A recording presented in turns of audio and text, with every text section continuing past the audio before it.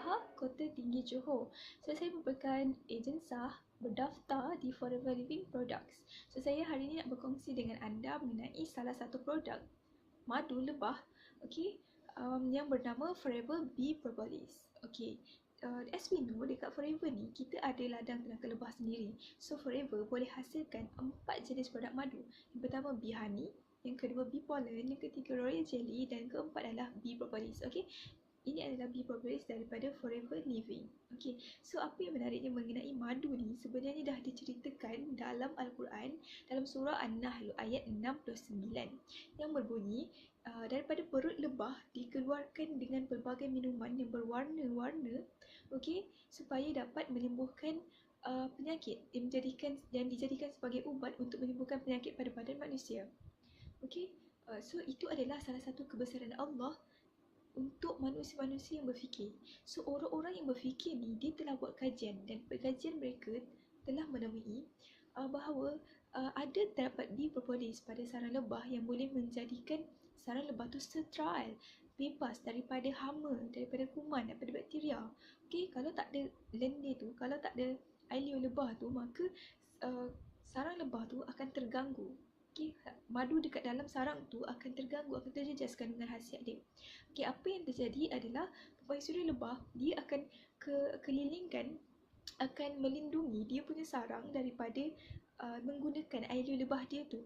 So sarang dia akan terhindar, akan terjaga daripada terkena kuman ataupun terkena hama. So that is we call propolis. So propolis ni sebenarnya daripada bahasa Greek. So nak dijadikan cerita, ailio lebah tu diletakkan dekat sarang dan kita ekstrak daripada sarang lebah dan dijadikan sebagai makanan tambahan supaya ia menjadi manfaat pada badan kita. Propolis ni sebenarnya dia boleh membantu kita punya sistem imunisasi, sistem pertahanan badan kita. Jadi bee propolis ni sangat sesuai untuk semua makan sebagai langkah untuk protect, untuk mencegah daripada penyakit-penyakit daripada virus, daripada udara, daripada makanan, daripada minuman kita. So sangat-sangat suggest, recommended untuk mereka yang senang sangat nak demam, sesama, sikit-sikit cepat-cepat batuk ni kan. Batuk yang tak baik-baik, lambat nak baik. So sangat recommended to those yang untuk semualah, yang sakit ke, yang tak penyakit ke. So kita kena ambil bee propolis ni sebab benda ni secara semula jadi tau.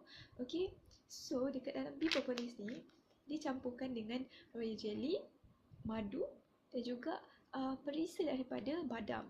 So rasa dia sangat sedap. Dia ditabletkan menggunakan cold pressure.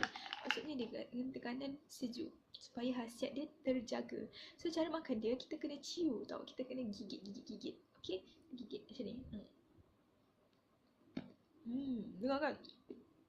Gigit dan kita telan.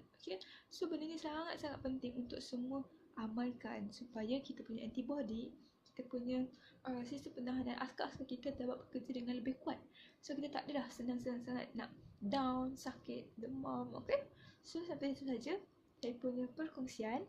So semoga bermanfaat dan amalkan Forever Bee Propolis.